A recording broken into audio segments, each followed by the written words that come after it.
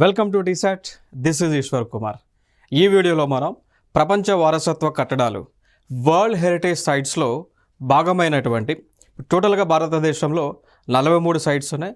So వాటిల్లో భాగమైనటువంటి సైట్స్ని మిగిలినటువంటి సైట్స్ని మనం ఈ వీడియోలో కవర్ చేయబోతా ఉన్నాం. సో చూద్దాం ఇక్కడ. సో ఇక్కడ చూసుకున్నట్లయితే 1986లో ఉత్తరప్రదేశ్ రాష్ట్రం నుంచి ఫతేపూర్ సిక్రీ అండి. సో ఫతేపూర్ సిక్రీని WHSగా డెసిగ్నేట్ చేయడం జరిగింది. సో ఇది 1871 సంవత్సరంలో అక్బర్ గారు నిర్మించినటువంటి కట్టడం అండి.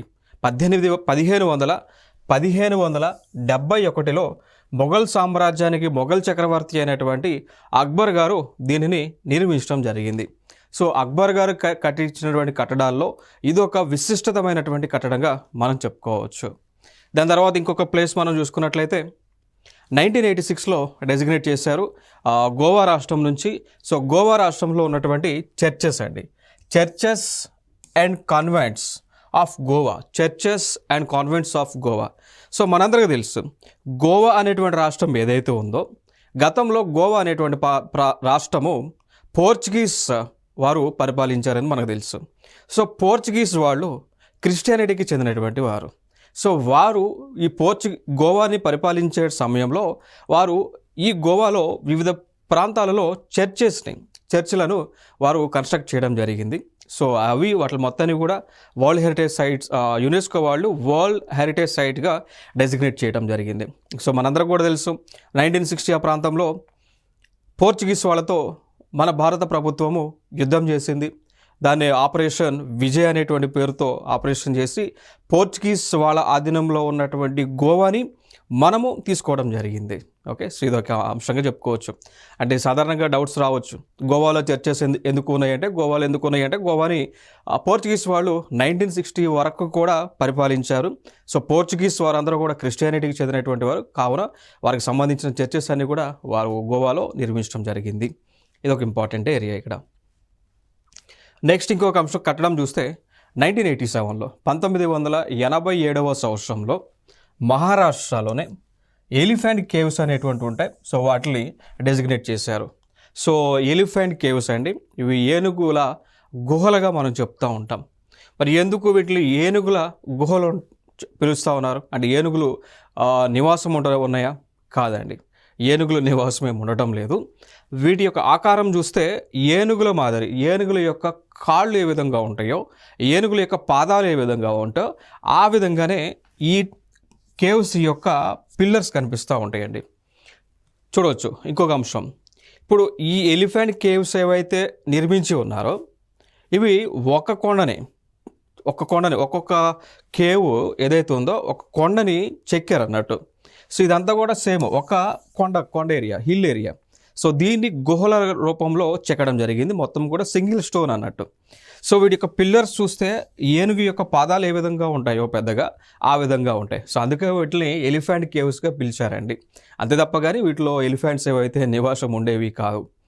సో ఇవి కూడా మహారాష్ట్ర రాష్ట్రంలోనే ఉన్నాయి. ఔరంగాబాద్ జిల్లా ఏదైతే ఉందో సో అక్కడనే ఇవి ఉండటం జరిగింది. నేను అంతకుముందు మీతో చెప్పి ఉన్నా, ఔరంగాబాద్లోనే ఆ జిల్లాలోనే అజంతా కేవ్లు, ఎల్లోరా కేవ్స్ ఉన్నాయని చెప్పి ఉన్నా. అజంతా కేవ్లేమో బుద్ధిజం మతానికి చెందినటువంటివి, ఎల్లోరా కేవ్స్ ఏమో లైక్ హిందూయిజం, జైనుయిజం, బుద్ధిజం సంబంధించినటువంటివి. క్లియర్ కదా. ఇక్కడ ఈ ఎలిఫెంట్ కేవ్స్ ఏమో శివుడికి సంబంధించినటువంటివి. సో మనందరూ తెలుసు శివుడు హిందూయిజం రిలీజన్ కదా. సో దానిలో రిలీజన్లో భాగమైనటువంటి శివుడికి సంబంధించినటువంటి ఈ లోపల శివుడి యొక్క విగ్రహాలు కూడా మీకు కనిపిస్తూ ఉంటాయి. లార్డ్ శివ లేదంటే లార్డ్ ఈశ్వర. సో ఆయనకి డెడికేట్ చేసినటువంటి గుహలు టోటల్గా ఇవి 7 ఉన్నాయి. ఇదొక ఇంపార్టెంట్ ఇన్ఫర్మేషన్. నెక్స్ట్ అంశం, మళ్ళీ 1987లోనే కర్ణాటక రాష్ట్రం నుంచి గ్రూప్ ఆఫ్ మాన్యుమెంట్స్ ఉన్నాయి.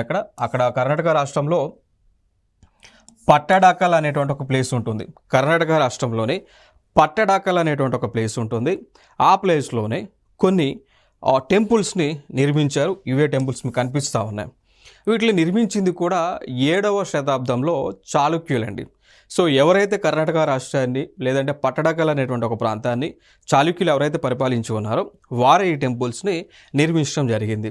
ఇవన్నీ కూడా మనకి ద్రవిడియన్ ఆర్కిటెక్చర్లో ఉంటాయండి. ఇవన్నీ కూడా ద్రవిడియన్ ఆర్కిటెక్చర్లో నిర్మించినటువంటి టెంపుల్స్. 7వ శతాబ్దానికి చెందినటువంటివి. ఇదొక monument.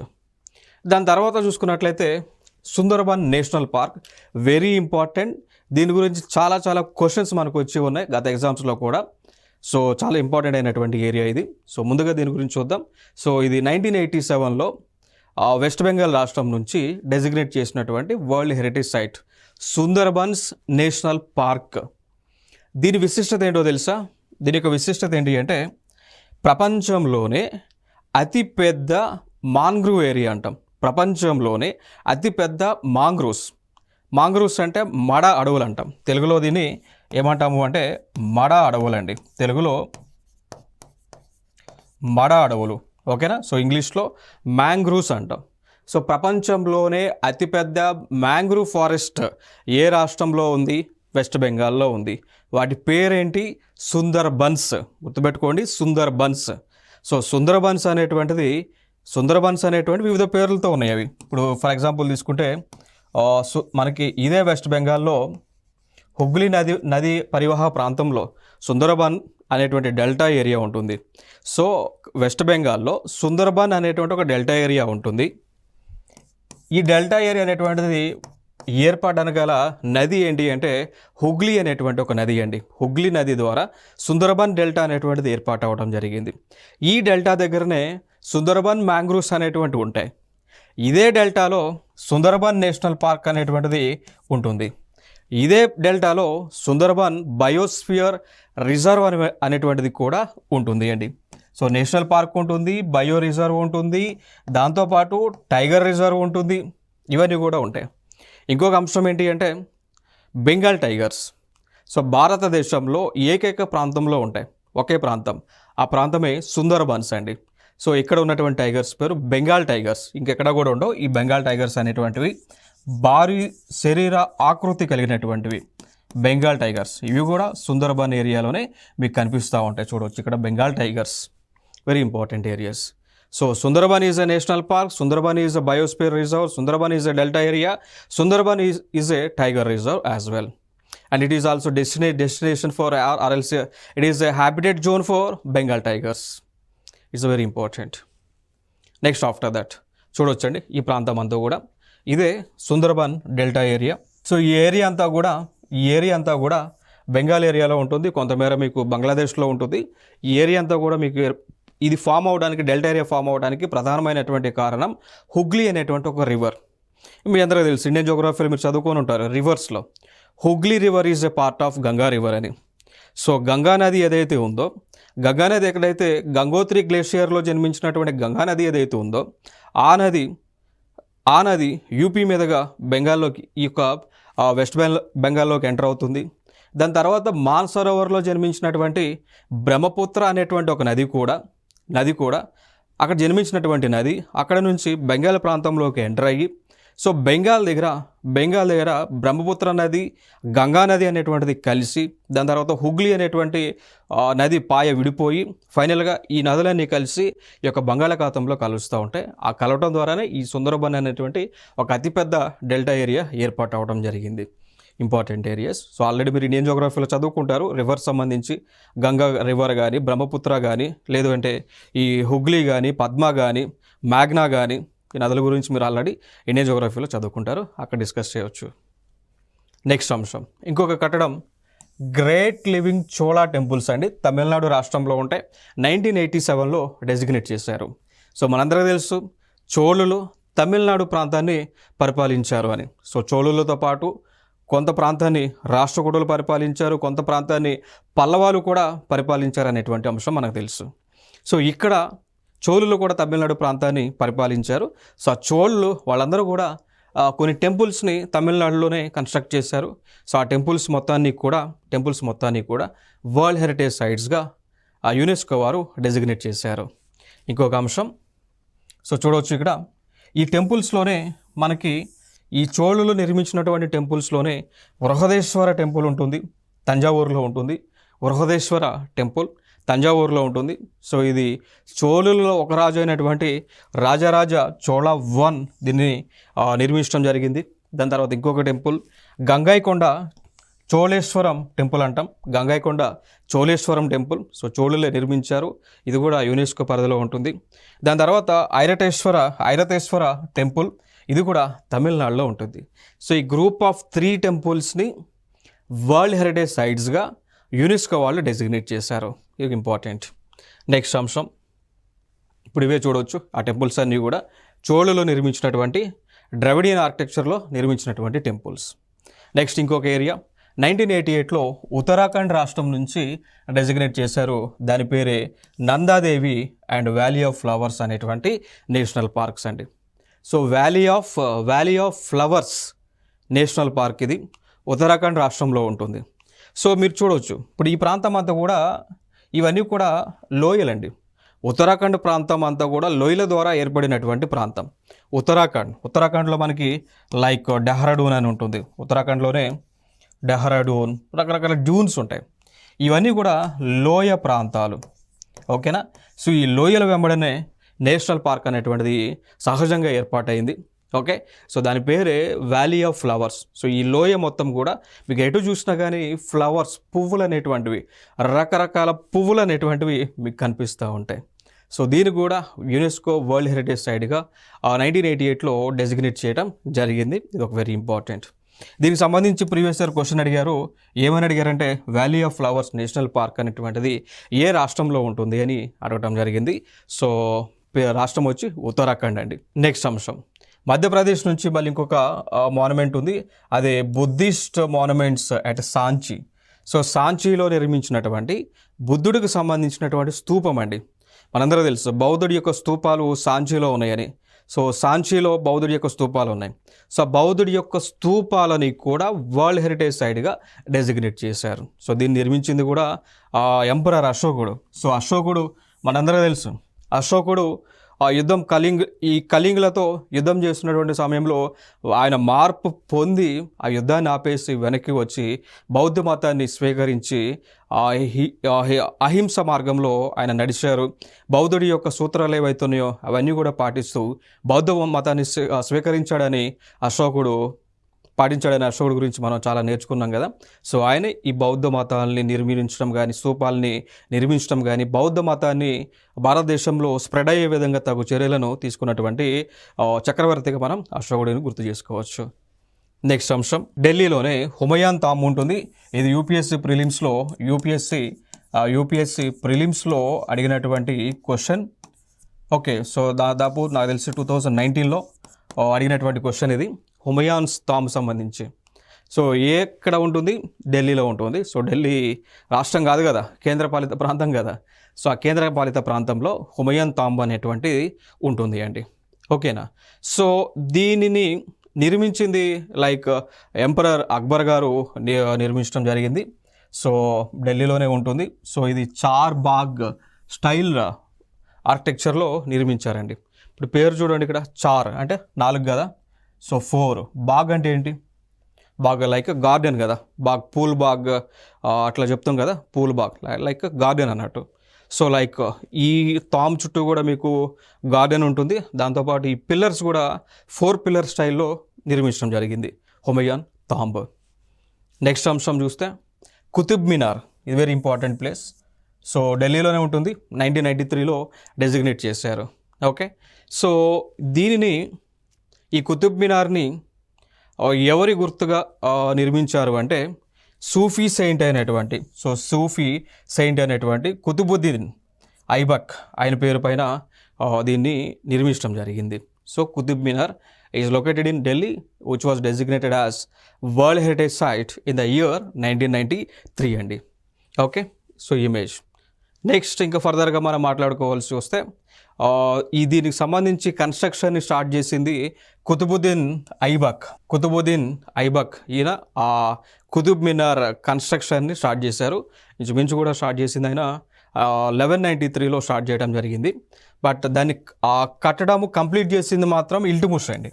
Start చేసిందేమో Qutbuddin Aibak start చేస్తే, ఆ కుతుబ్ మినార్ యొక్క కన్స్ట్రక్షన్ని కంప్లీట్ చేసింది ఇల్టుముష్. ఇక దాని తర్వాత దాన్ని రిపేర్ చేస్తూ వచ్చారు. దాని తర్వాత పరిపాలించినటువంటి మహమ్మద్ బిన్ తుగ్లక్, అదేవిధంగా ఫెరోజ్ షా తుగ్లక్, వీళ్ళందరూ కూడా ఆ కుతుబుద్దీన్ నిర్మించినటువంటి కుతుబ్ మినార్ని అంటే రినోవేషన్ చేసుకుంటూ వచ్చారు అండి. ఓకే, సో దాని తర్వాత దాని యొక్క హైట్ మనం చూసుకున్నట్లయితే 72.5 మీటర్స్ అయితే కుతుబ్ మినార్ యొక్క హైట్ అనేటువంటిది ఉంటుంది. నెక్స్ట్ అంశం mountain railways of India. So ఇవి మౌంటైన్ రైల్వేస్ ఆఫ్ ఇండియా ఏం లేదు, కొన్ని మన కొండ ప్రాంతాల్లో రైల్వేస్ని నిర్మించారు. సో ఆ రైల్వేస్ కూడా ఇండియన్ రైల్వేస్ నెట్వర్క్ ఏదైతే ఉందో వారి పరిధిలో రన్ అవుతూ ఉన్నాయి. సో ఇవి కొండ ప్రాంతాల్లో నిర్మించారు. మీరు ఇక్కడ ఫోటో చూడండి, ఇక్కడ రైల్ నెట్వర్క్ ఉందా, కొండ ప్రాంతాల్లో నిర్మించారు. ఇవన్నీ కూడా టూరిజం రైల్స్ అండి, టూరిజం ట్రైన్స్ ఇవి. ఓకేనా, సో వీటిని కూడా యునెస్కో హెరిటేజ్ సైట్గా డెసిగ్నేట్ చేశారు. సో ఇవి అంటే ఒక రాష్ట్రంలోనే కాదు, ఒక 3 రాష్ట్రాల్లో ఉన్నటువంటి రైల్వే నెట్వర్క్ ఇది.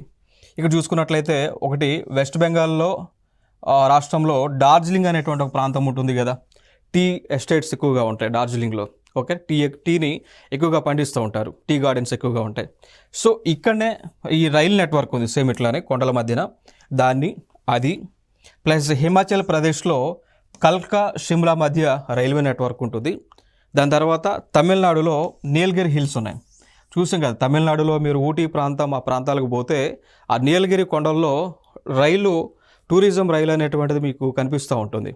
సో ఈ 3 రైల్వే నెట్వర్క్లను కలిపి మౌంటైన్ రైల్వేస్ ఆఫ్ ఇండియాగా కలిపి, అంటే మూడింటిని కలిపి మౌంటైన్ రైల్వేస్ ఆఫ్ ఇండియా అని పిలుస్తూ ఉన్నాం. సో దీన్ని వరల్డ్ హెరిటేజ్ సైట్గా డెసిగ్నేట్ చేశారు. ఓకేనా, సో ఇదే ఇక్కడ ఇన్ఫర్మేషన్. ఇక్కడ నెక్స్ట్ ఇంకొక ప్లేస్ మనం చూసుకున్నట్లయితే మహాబోధి టెంపుల్ అండి. ఇది బోధగయ బీహార్లో ఉంటుంది. సో మహాబోధి మనందరూ తెలుసు, బీహార్ ప్రాంతంలో గయా ప్రాంతంలో బుద్ధుడు తిరిగాడు, ఆ ప్రాంతంలో ఎన్లైటన్మెంట్ అయ్యాడు. ఇవన్నీ కూడా మనం చదువుకుంటున్నాం కదా, బుద్ధిజం జైనిజం గురించి చదువుకునేటప్పుడు హిస్టరీలో. ఓకే, సేమ్ అదే ఆ బోధగయలోనే అది అక్కడ మహాబోధి టెంపుల్ కాంప్లెక్స్ ఉంటుంది. సో దాన్ని కూడా వరల్డ్ హెరిటేజ్ సైట్గా డెసిగ్నేట్ చేశారు. బట్ దీన్ని నిర్మించింది కూడా అశోకుడే. భారతదేశంలో బుద్ధుడికి సంబంధించిన వివిధ కట్టడాలు ఎక్కువగా అశోకుడు చేయడం జరిగింది. ఓకే, సో ఎక్కడైనా కానీ బుద్ధుడికి సంబంధించిన కట్టడాలు మీకు కనిపిస్తూ ఉంటే దానికి అశోకుడి యొక్క బ్యాక్గ్రౌండ్ వర్క్ అయితే ఉంటుంది ఎంతో కొంత. నెక్స్ట్ మధ్యప్రదేశ్లోనే రాక్ షెల్టర్స్ ఆఫ్ భింబెట్కా అని ఉంటుంది. రాక్ షెల్టర్స్ ఆఫ్ భింబెట్కా చూడొచ్చు ఇక్కడ. ఇవి కూడా ఇంచుమించు కొండల్లో నిర్మించినటువంటి గుహలు. ఓకే, సో మధ్యప్రదేశ్లోనే ఉంటాయి. సో వీటిలోనే మీకు ఈ గుహల్లోనే కొన్ని రాక్ పెయింటింగ్స్ ఉంటాయి. మీరు దగ్గరగా చూస్తే మీకు అర్థమైంది, కానీ రాక్ పెయింటింగ్స్ ఉంటాయి. సో ఇవి వీటికి ఉన్నటువంటి విశిష్టత. ఓకే, మధ్యప్రదేశ్లో ఉన్నాయి. ఇక దాని తర్వాత చూసుకున్నట్లయితే మహారాష్ట్ర నుంచి చూసుకున్నట్లయితే మళ్ళీ 2004లో ఇంకొక ప్లేస్ ఛత్రపతి శివాజీ టెర్మినస్ అండి. దీన్నే సిఎస్టీ అంటాం, ఛత్రపతి శివాజీ టెర్మినస్. దీన్నే గతంలో విక్టోరియా టెర్మినస్గా పిలిచేవాళ్ళు. సో ఇది కూడా world heritage site. Construction start చేసింది 1878లో కన్స్ట్రక్షన్ స్టార్ట్ చేస్తే కంప్లీట్ అయింది మాత్రం 1887లో. ఓకేనా, 1887లో కన్స్ట్రక్షన్ అనేటువంటిది కంప్లీట్ అయింది. So Chhatrapati Shivaji terminus world heritage site ఇది. సో పేరు కూడా ఎవరి పేరు మీరు పెట్టారు, ఛత్రపతి శివాజీ తెలుసు కదా, ఫ్రీడమ్ ఫైటర్. సో ఆయన పేరుని పెట్టారు. నెక్స్ట్ చూసుకుంటే రెడ్ ఫోర్ట్ కాంప్లెక్స్ ఇది. సో ఇది మొఘల్ ఎంపరర్ షాజహాన్ గారు నిర్మించారు. ఇప్పుడు ఆగ్రాలో తాజ్మహల్ని షాజహానే నిర్మించాడు. ఢిల్లీలో కూడా ఈ రెడ్ ఫోర్ట్ని కూడా షాజహానే నిర్మించాడు అన్నట్టు. సో షాజహాన్కి సంబంధించిన కట్టడాలు ఇవి చాలా ఫేమస్ కట్టడాలు. ఓకే, సో ఇది కూడా రెడ్ శాండ్ స్టోన్తో అండి. సో రెడ్ ఫోర్ట్ కూడా అంటే పేరులోనే ఉంది కదా, ఎర్రకోట. ఎందుకు ఎర్రకోట అంటాం, ఎర్ర రంగులో ఉంది కాబట్టి. ఎర్ర రంగు ఎట్లా వచ్చింది, ఎర్ర రంగు కలిగినటువంటి రాతిని ఉపయోగించారు. దాని పేరే రెడ్ శాండ్ స్టోన్ అండి, రెడ్ శాండ్ స్టోన్. సో మనందరికీ తెలుసు, ప్రతి సంవత్సరము కూడా ఆగస్టు 15న ప్రతి సంవత్సరం కూడా స్వతంత్ర దినోత్సవం సంబంధించిన మన జాతీయ త్రివర్ణ పతాకాన్ని ఇక్కడ నుంచే రెపరెపలాడిస్తారు, ఇక్కడ నుంచే ఎగరేస్తూ ఉంటారు president of India, prime minister. August 15th. So Jan 26th republic day మాత్రము లైక్ మనకి ఇండియా గేట్ ఏదైతే ఉందో అక్కడ ఇండియా గేట్ దగ్గర రాష్ట్రపతి మార్గ్ ఏదైతే ఉందో సో అక్కడ జరుగుతాయి సెలబ్రేషన్స్. ఇది republic day celebrations India gate దగ్గర జరుగుతాయి. August 15th independence day celebrations మాత్రం రెడ్ ఫోర్ట్ నుంచి జరుగుతాయి. సో దీన్ని నిర్మించింది షాజహాన్ గారు, మొఘల్ ఎంపరర్ అయిన. ఓకే, సో దీన్ని రెడ్ శాండ్ స్టోన్తో నిర్మించారు. Very important area. Next important ఇంకా జంతర్ మంతర్ ఉంటుంది. సో జంతర్ మంతర్ ఇది జైపూర్. సో రాజస్థాన్లో one of the main important సిటీగా, పింక్ సిటీగా పిలిచేటువంటి జైపూర్లో దీన్ని నిర్మించారు. సో దీన్ని నిర్మించింది కూడా రాజపుట్ కింగ్స్ అండి. ఇప్పుడు రాజస్థాన్ ప్రాంతాన్ని అంతా కూడా రాజపుట్లు పరిపాలించారు. మనందరూ తెలుసు, సినిమా కూడా మనం చూసాం. పద్మావతి సినిమా ఎవరైనా చూస్తుంటే మీకు తెలిసి ఉంటుంది. ఆ ప్రాంతాన్ని అంతా కూడా జైపూర్ కానీ, ఉదయపూర్ కానీ, ఆ ప్రాంతాలన్నింటిని కూడా రాజపుత్తులు పరిపాలించినటువంటి ఏరియా. సో వారే ఈ యొక్క జంతర్ మంతర్ని కూడా నిర్మించడం జరిగింది. పేరు రాజ్పుట్ కింగ్ అయినటువంటి సవాయ్ జై సింగ్ II నిర్మించారు. ఈ జంతర్ మంతర్ యొక్క విశిష్టత ఏంటి అంటే, ఇది టైంని ఇండికేట్ చేస్తుందండి. సో టైంని తెలుసుకోవడానికి ఈ జంతర్ మంతర్ని నిర్మించారు. దీన్నే ఇంకొక దాంతో మనం పిలుస్తూ ఉంటాం, సన్ డయల్ అని కూడా పిలుస్తాం. ఈ జంతర్ మంతర్ని సన్ డయల్ అని కూడా పిలుస్తూ ఉంటామండి. సో ఎట్లా అంటే వీటిపైన ఇక్కడ మనకి స్టెప్స్ ఉంటాయి, వాటిపైన షాడో పడుతుంది, సూర్యుడు యొక్క షాడో పడుతుంది. ఆ షాడో ఏ స్టెప్ పైన పడితే అప్పుడు ఆ టైం అయింది అని తెలుసుకునేవాళ్ళు అన్నట్టు. సో ఇదే జంతర్ మంతర్ మీకు ఢిల్లీలో కూడా ఉంటుంది. ఢిల్లీలో కర్నాట్ ప్లేస్ అని ఒక ఏరియా ఉంటుంది ఢిల్లీలో. సో ఆ కర్నాట్ ప్లేస్కి దగ్గరలో ఈ జంతర్ మంతర్ అనేటువంటిది కూడా ఉంటుంది. ఓకే, సో అది కూడా సేమ్ సన్ డయల్, టైం తెలుసుకోవడానికి ఆ కాలంలో నిర్మించారు. నెక్స్ట్ అంశం వెస్టర్న్ ఘాట్స్ 2012లో డెసిగ్నేట్ చేశారు. సో వీటినే వెస్టర్న్ ఘాట్స్నే సహయాద్రి అని కూడా పిలుస్తూ ఉంటారు. Western ghats are also known as Sahyadri. ఇవి కూడా వరల్డ్ హెరిటేజ్ సైట్సే. ఇంకో విశిష్టత ఏంటి అంటే ఇవి బయోడైవర్సిటీ హాట్స్పాట్గా కూడా పిలుస్తారు. ఓకేనా. సో వెస్టర్న్ ఘాట్స్ని బయోడైవర్సిటీ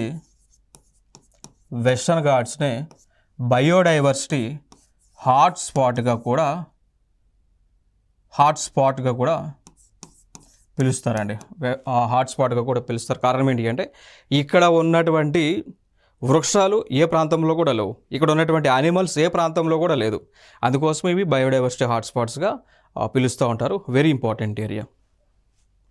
నెక్స్ట్ అంశం రాజస్థాన్లో మళ్ళీ అక్కడ కోటలు ఉంటాయి. రాజస్థాన్ కోటలు, so hill forts of Rajasthan. So మనందరికీ తెలుసు కదా, రాజస్థాన్లో కోటలు ఉన్నాయని చెప్పేసి, రాజపుట్లో నిర్మించినటువంటి కోటలు ఉన్నాయని. సో ఆ కోటలను కూడా యునెస్కో సైట్గా డెసిగ్నేట్ చేశారు.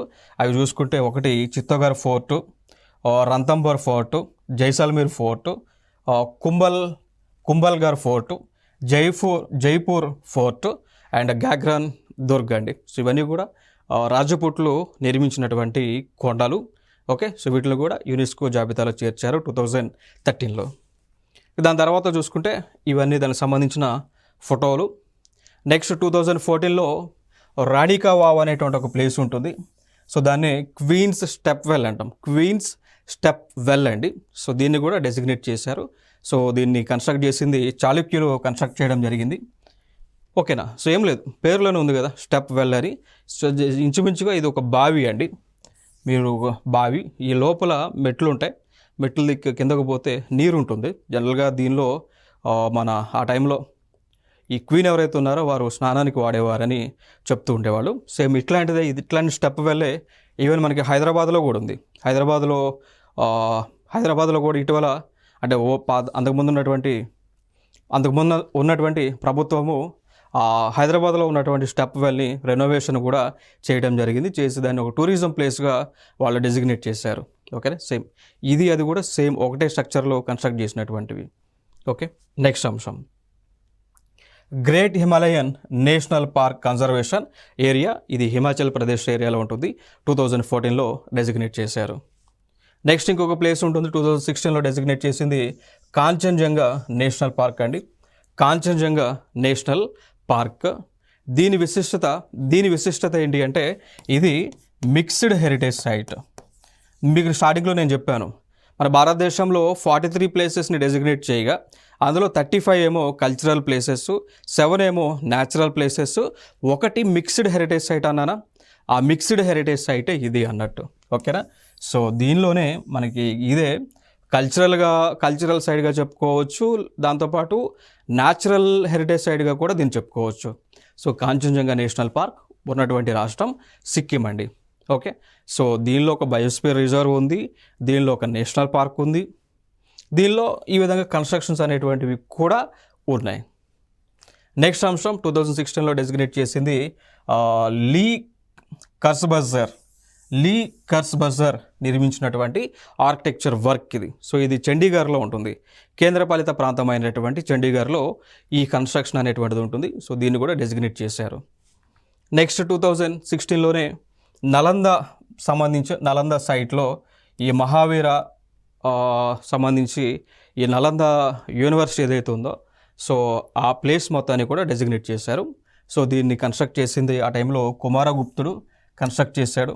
ఓకే, సో దాని తర్వాత మనందరూ తెలుసు ఇటీవల కూడా ఈ నలంద యూనివర్సిటీ అనేటువంటిది ప్రపంచంలోనే అతి పురాతనమైనటువంటి విశ్వవిద్యాలయం. సో దీన్ని బక్తియార్ ఖిల్జీ అనేటువంటి అతను పాడు చేసి ధ్వంసం చేసిన తర్వాత ఇప్పుడు ఉన్నటువంటి ప్రభుత్వము ఇదే నలంద ఫోర్ట్ని, నలంద కోటని, నలంద యూనివర్సిటీని రీడెవలప్మెంట్ చేస్తూ ఉంది, రెనోవేషన్ చేస్తూ ఉంది అనేటువంటి అంశం కూడా మన కరెంట్ అఫైర్స్లో ఉంది.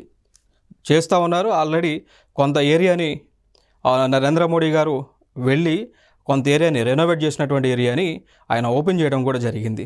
ఓకే, సో గతంలో ఏ విధంగా నలంద యూనివర్సిటీ అనేటువంటిది అన్ని విద్యలకు ఒక డెస్టినేషన్గా ఉందో ఇప్పుడు కూడా అదే విధంగా ఉండే విధంగా ఆ నలంద యూనివర్సిటీని డెవలప్ చేస్తూ ఉన్నారు ప్రభుత్వం. నెక్స్ట్ అంశం 2017లో డెసిగ్నేట్ చేసినటువంటి place Ahmedabad, historic city of Ahmedabad Gujarat రాష్ట్రంలో ఉంటుంది. సో ఈ సిటీ అంతా కూడా సబర్మతి నది ఒడ్డున ఉన్నటువంటి సిటీ ఇది. నెక్స్ట్ ఇంకొకటి చూస్తే 2018లో డెసిగ్నేట్ చేసింది the Victorian and art deco of Mumbai. So ఇది 2018లో డెసిగ్నేట్ చేశారు మహారాష్ట్ర నుంచి. నెక్స్ట్ రాజస్థాన్ నుంచి జైపూర్ సిటీ, దీనినే మనం పింక్ సిటీగా కూడా మనం పిలుస్తూ ఉంటాం. సో దీన్ని కూడా డెసిగ్నేట్ చేశారు. దీన్ని కన్స్ట్రక్ట్ చేసినటువంటి వ్యక్తి మహారాజా జైసింగ్ II అండి. మహారాజా జైసింగ్ II గారు ఈ యొక్క సిటీని, జైపూర్ సిటీని డెవలప్ చేశారు. అక్కడనే మీరు చూడవచ్చు కోట ఉంటుంది. దీన్నే జైపూర్ సిటీని పింక్ సిటీగా కూడా పిలుస్తూ ఉంటారు. నెక్స్ట్ 2021లో డెసిగ్నేట్ చేసినటువంటి ప్లేస్ తెలంగాణ రాష్ట్రం నుంచి ఏకైక place, only one place UNESCO world heritage జాబితాలో తెలంగాణ నుంచి ప్లేస్ పొందినటువంటిది ఓన్లీ వన్ ఉంది. అదే రుద్రేశ్వర టెంపుల్ అండి. సో కాకతీయ కాలంలో నిర్మించారు. కాకతీయ రుద్రేశ్వర టెంపుల్ అంటాం. సో దీన్నే రామప్ప టెంపుల్ అని కూడా మనం పిలుస్తూ ఉంటాం. సో రామప్ప టెంపుల్ అయినా లేదంటే కాకతీయ రుద్రేశ్వర టెంపుల్ అయినా కానీ సేమ్ ఇది ప్లేస్ కాకతీయ పీరియడ్లో నిర్మించడం జరిగింది. ఇంకొక అంశం ఏంటి అంటే ప్రస్తుతము ఈ టెంపుల్ ములుగు జిల్లాలో ఉంటుంది. ఇప్పుడు సీతక్క గారు ఎవరైతే ఉన్నారో ఆ ప్రాతినిధ్యం వహించేటువంటి ప్రాంతం.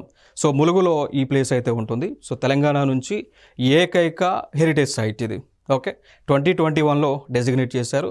ఇంకోటి దీని యొక్క విశిష్టత ఏంటి అంటే ప్రపంచంలోనే ఏదైనా ఒక దేవాలయము ఆ దేవాలయాన్ని నిర్మించినటువంటి శిల్పి పేరు పైన పెట్టారు. సో ఇదే దేవాలయం రామప్ప టెంపుల్. సో ఈ రామప్ప అనేటువంటి వారు ఎవరు అంటే ఈ దేవాలయాన్ని నిర్మించినటువంటి శిల్పకారుడు, ఆర్కిటెక్ట్. సో ఆయన పేరు పైననే ఈ టెంపుల్ని రామప్ప టెంపుల్ అని కూడా పిలుస్తూ ఉంటారు.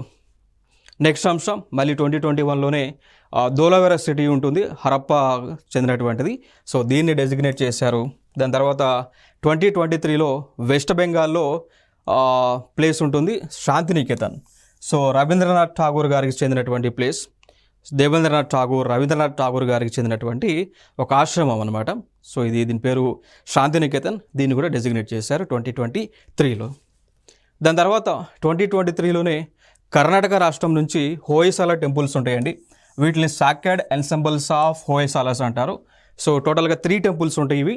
ఓకే, సో ఆ 3 టెంపుల్స్ అంటే బెలూరులో చెన్నకేశ్వర టెంపుల్, హలిబీడులో హోయసాలేశ్వర టెంపుల్ అండ్ సోమనాథ్పూర్లో కేశవ టెంపుల్. ఈ 3 టెంపుల్ని కూడా వరల్డ్ హెరిటేజ్ సైట్స్గా డెసిగ్నేట్ చేశారు. దాని తర్వాత చూసుకున్నట్లయితే అహోమ్ డైనాసిటీ అంటాం. సో ఇది రీసెంట్గా డెసిగ్నేట్ చేశారు, 2024లో డెసిగ్నేట్ చేశారు. ఇది అస్సాం రాష్ట్రం నుంచి. సో ఇది 43వ వరల్డ్ హెరిటేజ్ సైట్ అండి. సో వీటిని ఏమంటాము అంటే మొయిదామ్స్ అంటాం. మొయిదామ్స్ చూడవచ్చు, ఇవి నథింగ్ బట్ సమాధులండి. దీని లోపల అహోం రాజ్యానికి చెందినటువంటి రాజుల యొక్క డెడ్ బాడీస్ ఉంటాయి దీని లోపల, సమాధులు అన్నట్టు. ఓకే, దీని లోపల అహోం రాజ్యానికి సంబంధించిన రాజుల యొక్క శవాలను ఈ లోపల పెట్టి భద్రపరిచారు. సో దీనికి కూడా, వీటికి కూడా, ఈ సమాధులకు కూడా వరల్డ్ హెరిటేజ్ సైట్ ట్యాగ్ లైన్ని యునెస్కో వాళ్ళు 2024లో ఇవ్వటం జరిగింది అండి. సో ఇవి ఫైనల్గా ప్రపంచ వారసత్వ కట్టడాలు. సో ఇంకా ఫర్దర్ వీడియోలో సరికొత్త అంశాలతో మీ ముందుకు రావడం జరుగుతుంది. Thank you so much.